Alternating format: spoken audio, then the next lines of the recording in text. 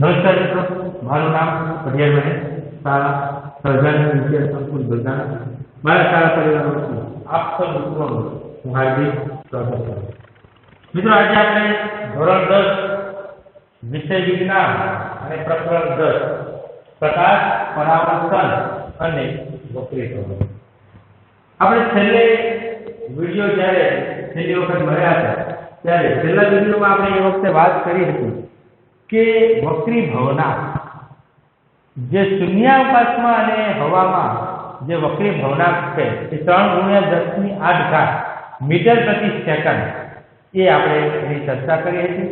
પછી સાપેક્ષ વક્રીભવનાંક અને નિરપેક્ષ વક્રીભવનાંક એની અંદર આપણે સૂત્રો મળતા હતા। સાપેક્ષ વક્રીભવનાંકની અંદર n21 બરાબર v1/v2 n12 બરાબર v2/v1।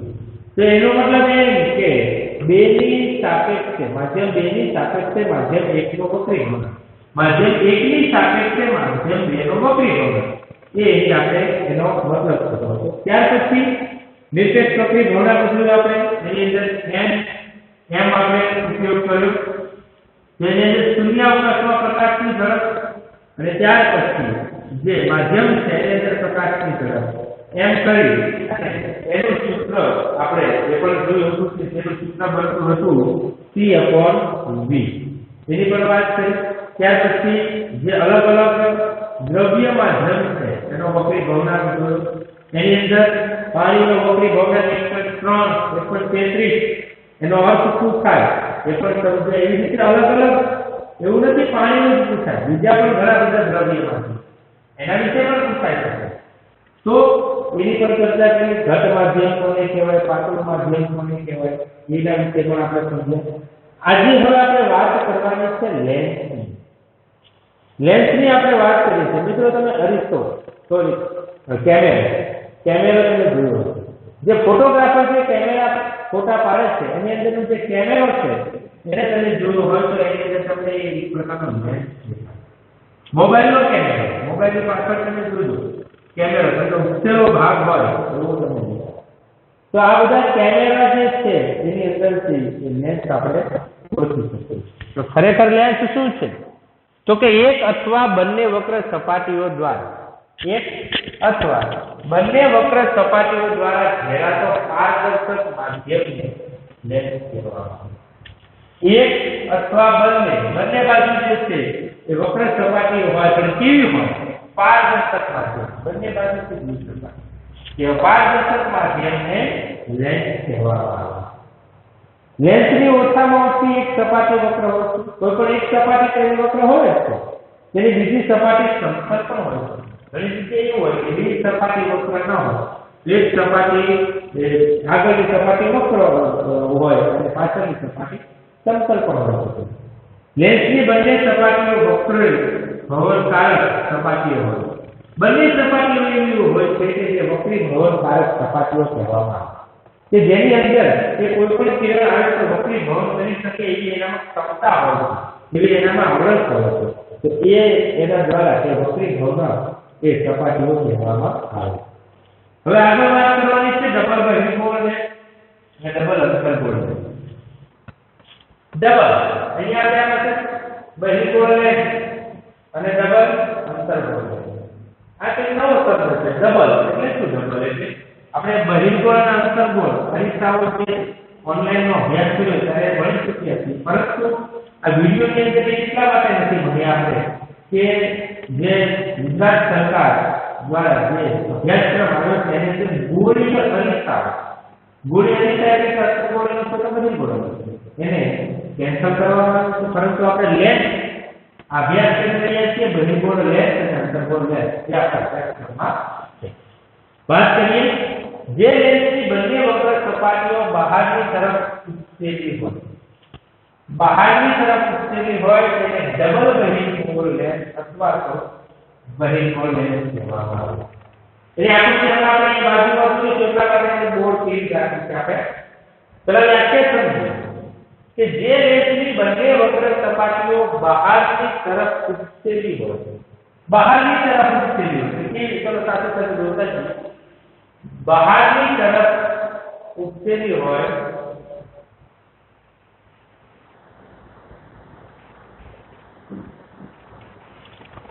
બહારની તરફ જોઈ શકો છો તમે ઉકેલી હોય તો આ બહિર્ગોળ લેન્સ છે બંને વક્ર સપાટીઓ બહારની તરફ બંને વક્ર સપાટીઓ બહારની તરફ ઉકેલી છે ત્યાર પછી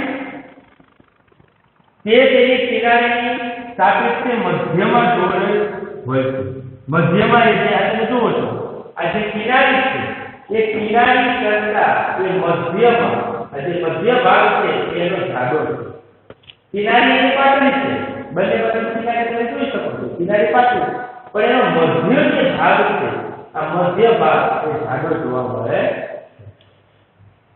બહિર્ગોળ લેન્સ પ્રકાશના કિરણોને આકૃતિમાં દર્શાવ્યા મુજબ અભિસરણ કરે છે તેથી બહિર્ગોળ લેન્સને અભિસારી લેન્સ કહેવામાં આવે છે આ અભિસરણ કરે છે એટલે માટે અભિસારી લેન્સ કહેવામાં આવે છે તમે જોઈ શકો છો અહીંયાથી પ્રકાશનું કિરણ આપણે આપાત કરીએ છીએ અહીંયા પણ આપાત કરીએ પ્રકાશનું કિરણ તો અહીંયા આપણે જે ત્રણ કિરણો છે મુખ્ય ભરવાના છે કે કેવી રીતે ક્યાંથી આપાત કરો અને ક્યાં એ કિરણ મળે છે તો એ પણ વાત કરીશું પરંતુ જે અહીંયા જોઈ શકાય છે કે મુખ્ય અક્ષને જે સમાંતર હોય એ દરેકે દરેક કિરણ મુખ્ય કેન્દ્ર F2 એની અંદરથી પસાર થાય તમે જોઈ શકો છો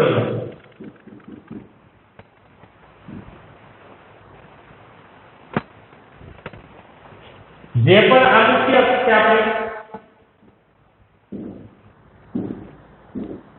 મુખ્ય અક્ષને સમાંતર જે પણ કિરણ આપાત થાય એ આપણા મુખ્ય કેન્દ્રની અંદરથી એ પસાર થાય છે તો એ પછી જે આપણે બહિર્ગોળ લેન્સ હોય કે પછી અંતર્ગોળ લેન્સ હોય એના માટે એ કિરણ એ સમાન જ હોય છે બરાબર તો એક આ વાત છે એને અભિસારી લેન્સ એ ખાસ યાદ રાખવાનું છે બહિર્ગોળ લેન્સ અભિસારી લેન્સ પણ કહેવામાં આવે છે ચલો હવે ડબલ અંતર્ગોળ લેન્સ જે લેન્સની બંને વક્ર સપાટીઓ અંદરની તરફ વળેલી છે અંદરની તરફ વળેલી અહીંયા શું હતું બહારની તરફ ઉકેલી તમે જોઈ શકો છો બહારની તરફ ઉકેલી દેખાય આ અંદરની તરફ વળેલી હોય તેને ડબલ અંતર્ગોળ લેન્સ અથવા તો અંતર્ગોળ લેન્સ કહેવામાં આવે તો એની પણ આકૃતિ જોઈએ આપણે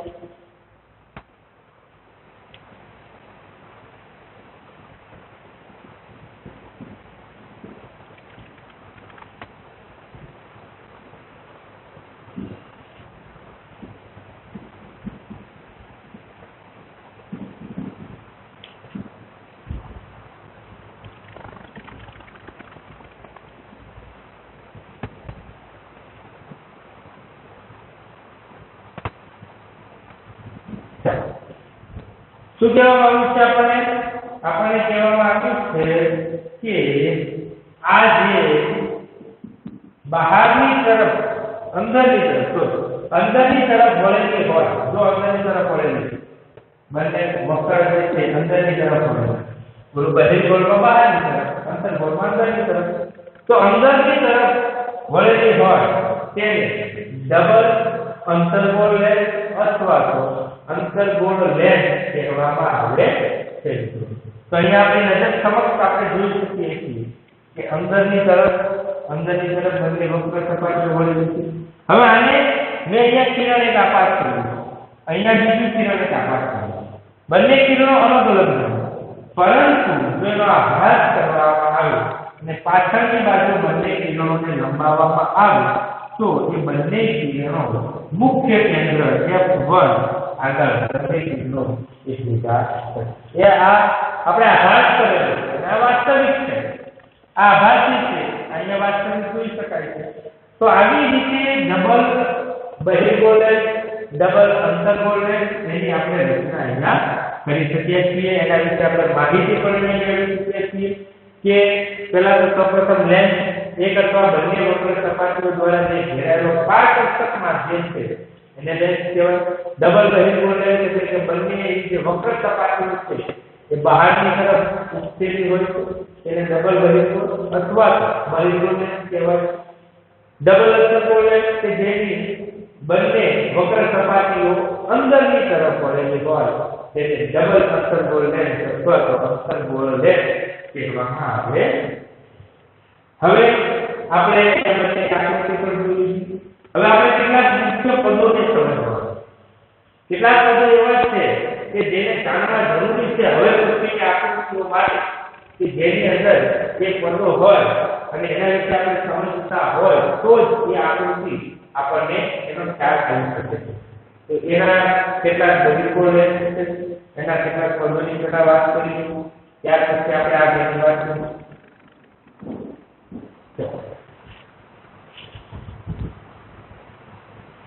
આપણે આની અંદર એ પદોને સમજવા માટે બહિર્ગોળ લેખને લઈશું. બહિર્ગોળ લેખનો ઉપયોગ કરી એ પદોને આપણે સમજીશું. સૌથી પહેલું છે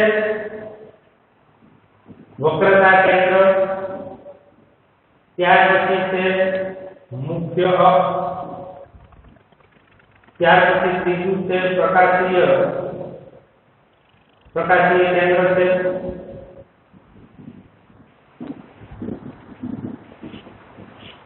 ચોથું છે લેન્સનું મુખ,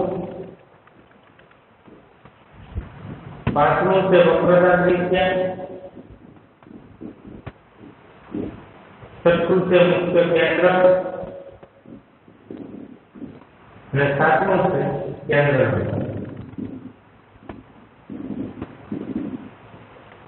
તો આ સાત પદો છે કે જે સાતે સાત પદો વિશે આપણે સમજવાનું છે, એને કઈ સંજ્ઞા વડે દર્શાવવામાં આવે છે. પરંતુ આ સાત પદોને પહેલા આપણે બહિર્ગોળ લેખ દ્વારા આકૃતિ દ્વારા સમજીએ તેનું સ્થાન ક્યાં આવ્યું, ત્યાર પછી સાત પદો વિશે આપણે માહિતી મેળવીશું. તો સૌપ્રથમ આપણે આકૃતિ દોરીશું.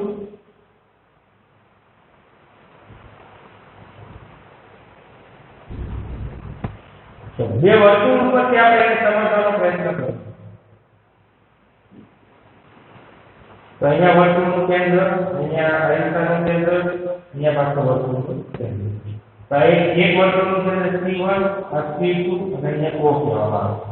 આ જે વર્તુળના કેન્દ્રમાંથી જે રેખા આપણે પસાર કરી છે એ રેખાને આપણે મુખ્ય અક્ષ કહીએ.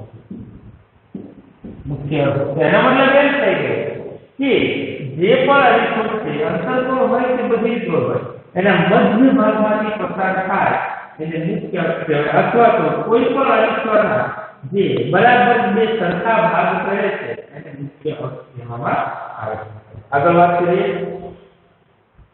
ત્યાર પછી એટલે કે આ જે C1 છે આ તો મુખ્ય અક્ષ થઈ છે. હવે C1 અને C2 તો આ બંને જે છે આ વક્રતા કેન્દ્ર છે. કોનું વક્રતા કેન્દ્ર?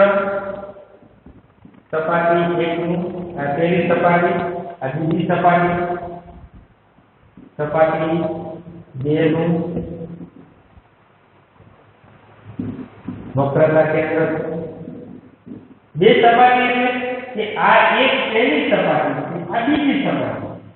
આ બંને સપાટીઓ માટેના અલગ અલગ વક્રતા કેન્દ્ર. કારણ કે આપણે કીધું ને બે આપણે સુપર ડબલ નથી તો ડબલ અંતર એટલા માટે જે પહેલા તમને સમજાવ્યું. ડબલ એટલે અને અંદર બે બહિર્ગોળ લેખ જોડાયેલા છે. એટલા માટે આ વર્તુળનો બહિર્ગોળ લેખ સપાટીનું કેન્દ્ર અહીંયા છે, આ વર્તુળનો લેખ ને આને આપણે કહીશું જે લેન્સનું છે એને પ્રકાશીય કેન્દ્ર. હવે અહીંયા જે લેન્સનું જે ઉપરનો ભાગ છે ત્યાંથી આપણે લેન્સને વક્રતા કેન્દ્ર આવે અને અહીંયા જે નીચેનો ભાગ છે ત્યાંથી અને આ બીજી સપાટીના જે કેન્દ્ર વક્રતા કેન્દ્ર છે ત્યાં જે છેદે છે એને આપણે કહીશું સપાટીનું આપણે વક્રતા ત્રિજ્યા કહીશું બંને.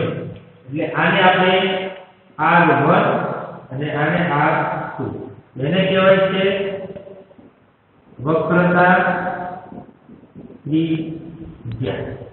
આ વક્રતા ત્રિજ્યા છે કે બંને R1 અને R2. આ R1 એક વક્રતા ત્રિજ્યા, R2 બીજી વક્રતા ત્રિજ્યા. તો આટલા પદો આપણે સમજ્યા છે. બીજા એ જો આપણે મૌખિક જાણકારી લેવાની છે. સૌથી પહેલી વાત કરવાની છે આપણે વક્રતા કેન્દ્ર. પહેલી વાત કરી લઈએ આપણે વક્રતા લેન્સની જે વક્ર સપાટી જે પારદર્શક ગોળાનો એક ભાગ લેન્સની આ જે વક્ર સપાટી છે એ જે એક પારદર્શક ગોળાનો એક ભાગ છે તે ગોળાના કેન્દ્રને લેન્સની તે વક્ર સપાટીનું વક્રતા કેન્દ્ર કહેવામાં આવે છે. આ જે ભાગ છે અને એની આગળનું જે કેન્દ્ર છે એને આપણે જે લેન્સની જે પારદર્શક એટલે કે જે ગોળો છે આપણે આખો ગોળો છે એનો ભાગ છે આ એક ભાગ જ ગણવામાં આવે છે વક્રતા કેન્દ્ર એનાથી અલગ ગણવામાં આવતું નથી. તો લેન્સની તે વક્ર સપાટીનું તે વક્રતા કેન્દ્ર કહેવામાં આવે છે. જે સપાટી હોય સપાટી 1 હોય કે સપાટી 2 હોય એને તેનું વક્રતા કેન્દ્ર ગણવામાં આવે. જે બે ગોળાઓ દ્વારા લેન્સની બે વક્ર સપાટીઓ બનેલી છે બે વક્ર સપાટી C1 અને C2 તે ગોળાઓના કેન્દ્રને આનુષંગિક વક્ર સપાટીઓનું વક્રતા કેન્દ્ર કહેવામાં આવે છે. એ બંને જે છે ગોળાઓનું કેન્દ્ર એને આનુષંગિક વક્ર સપાટીનું વક્રતા કેન્દ્ર પણ કહેવામાં આવે છે. લેન્સની બે વક્ર સપાટીઓ છે પહેલી અને બીજી. તેથી લેન્સના બે વક્રતા કેન્દ્ર હોય C1 અને C2. લેન્સની પ્રથમ સપાટીનું વક્રતા કેન્દ્ર એટલે કે C1 અને લેન્સની બીજી વક્ર સપાટીનું કેન્દ્ર એટલે કે C2. આકૃતિ ઉપરથી આપણે વક્રતા કેન્દ્ર વિશે સમજી શકીએ કે બંને બાજુની જે સપાટી છે બંને બાજુની સપાટીઓ માટેના અલગ અલગ વક્રતા કેન્દ્ર. બીજું મુખ્ય લેન્સની બંને સપાટીઓના વક્રતા કેન્દ્રો C1 C2 માંથી પસાર થતી કાલ્પનિક રેખા આજે C1 C2 બંને બાજુના જે આપણે કહી શકીએ વક્ર સપાટીઓ છે એના વક્રતા કેન્દ્રો છે એની અંદરથી પસાર થતી જે કાલ્પનિક રેખા છે એને મુખ્ય અક્ષ કહેવામાં આવે. બીજું આપણે જોઈ લીધું મુખ્ય અક્ષ એટલે કે એક પ્રકારની કાલ્પનિક રેખા. ત્રીજું પ્રકાશીય કેન્દ્ર. પ્રકાશીય કેન્દ્ર એને ઇંગ્લિશમાં કહેવાય છે ઓપ્ટિકલ કેન્દ્ર એટલે કે ઓપ્ટિકલ કેન્દ્ર આ રીતે લખાય એના લીધે થાય અને એનો ઓ અહીંયા ઉપયોગમાં આવે. ઓપ્ટિકલ કેન્દ્ર પ્રકાશીય કેન્દ્ર એટલે કે ઓપ્ટિકલ કેન્દ્ર પ્રકાશીય કેન્દ્ર એને ઓપ્ટિકલ કેન્દ્ર પણ કહેવામાં આવે છે. એના વિશે માહિતી મેળવી આપણે ઓપ્ટિકલ કેન્દ્ર લેન્સના મુખ્ય અક્ષ પર આવેલા લેન્સના મુખ્ય અક્ષ એના પર આવેલા લેન્સના મધ્ય કેન્દ્રને લેન્સનું પ્રકાશીય કેન્દ્ર કહે છે. લેન્સના મુખ્ય અક્ષ પર આવેલા લેન્સનું મધ્ય કેન્દ્રને લેન્સનું પ્રકાશીય કેન્દ્ર કહે છે. સામાન્ય રીતે O વડે દર્શાવે છે. પ્રકાશીય કેન્દ્રમાંથી પસાર થતું કિરણ વક્રીભવન પામતું નથી. આ એક મહત્વની બાબત છે. આની અંદરથી જે પણ પ્રકાશનું કિરણ પસાર થાય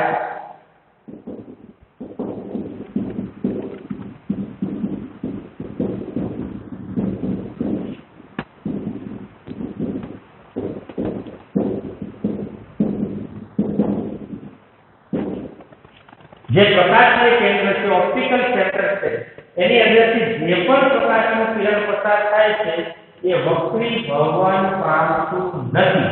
સીધું ચાલુ રહે છે. જે દિશામાં જતું હોય એ દિશામાં કોઈ જગ્યાએ વક્રીભવન પામતું નથી. એના પછી ચોથું જોઈએ આપણે લેન્સનું મુખ. વક્રાકાર એટલે કે ગોળી લેન્સની વર્તુળાકાર કિનારીના અસરકારક વ્યાસને લેન્સનું મુખ એપર્ચર કહે છે. એટલે લેન્સનું વર્તુળાકાર જે કિનારી છે લેન્સની વર્તુળાકાર કિનારીના અસરકારક વ્યાસ છે. આ જે લેન્સનો આપણે આખો વ્યાસ કહેવામાં આવે છે એને આપણે લેન્સનું મુખ એવું આપણે કહી શકીએ છીએ. આગળ પાછળનું વક્રતા ત્રિજ્યા.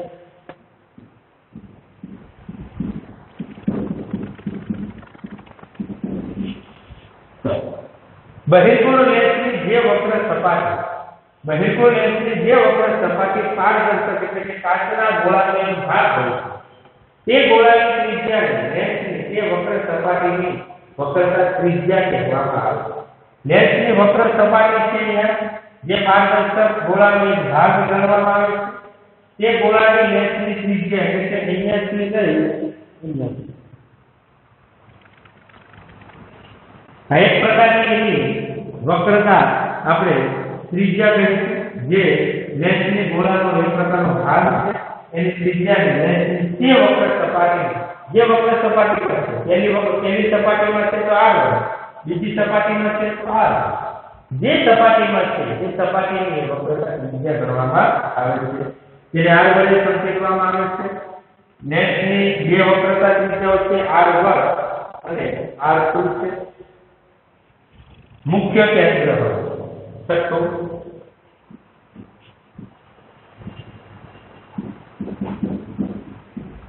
મુખ્ય કેન્દ્ર જોઈ લઈએ આપણે. મુખ્ય કેન્દ્રની અંદર વાત કરીએ તો બહિર્ગોળ લેન્સ પર તેના મુખ્ય અક્ષને સમાંતર આપાત થતા પ્રકાશના કિરણો લેન્સ દ્વારા વક્રી ભ્રમણ પામી લેન્સના મુખ્ય અક્ષ પર જે બિંદુએ કેન્દ્રિત થતા હોય તે બિંદુને બહિર્ગોળનું મુખ્ય કેન્દ્ર F કહેવામાં આવે. અહીંયાથી જે આપાત થાય છે અને એ કિરણ જે આપાત છે અને જે F આપણે હમણાં બે આકૃતિ સમજાય એટલે F આગળ જ્યારે દરેક સમાંતર હોવા પડે, આને સમાંતર હોય મુખ્ય અક્ષને અને ત્યાર પછી F માં દરેક કિરણ એટલે કે મુખ્ય આપણે કહી શકીએ મુખ્ય કેન્દ્ર જ્યાં ભેગા થાય છે તેને F કહેવામાં આવે. લેન્સની બંને બાજુ એક એમ કુલ બે મુખ્ય કેન્દ્ર હોય છે. એક અહીંયા હોય છે, ગમે તે તમે લઈ લો, F1 અને અહીંયા F. ત્યાર પછી કેન્દ્ર લેન્સના પ્રકાશીય કેન્દ્ર O અને મુખ્ય કેન્દ્ર વચ્ચેના અંતરને કેન્દ્ર લંબાઈ છે. આ બંને વચ્ચેનું અંતર હોય O અને F, આ બંને વચ્ચેના અંતરને આપણે કહીશું કેન્દ્ર લંબાઈ. બંને કેન્દ્ર છે, આ મુખ્ય કેન્દ્ર છે અને આ પ્રકાશીય કેન્દ્ર છે. બે વચ્ચેનું જે અંતર છે એને આપણે કેન્દ્ર લંબાઈ એવું આપણે કહીશું. તેને સ્મોલ f વડે દર્શાવે છે. લેન્સની બે કેન્દ્ર લંબાઈ હોય છે, એક f1 અને બીજી f2. એને સ્મોલ f વડે દર્શાવવામાં આવે.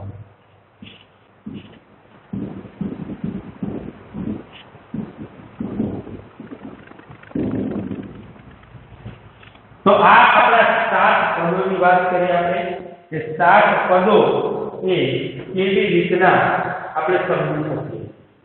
તો 7 પદોની આપણે જ્યારે વાત કરી રહ્યા છીએ મિત્રો, ત્યારે સાથે 7 પદો આપણે સમજવા એ ખૂબ જ જરૂરી છે, કારણ કે ત્યાંથી જ આપણો કહી શકાય કે એટલે કોઈ પણ આકૃતિ દોરવી હોય તો આપણે એના દ્વારા સમજી શકીએ.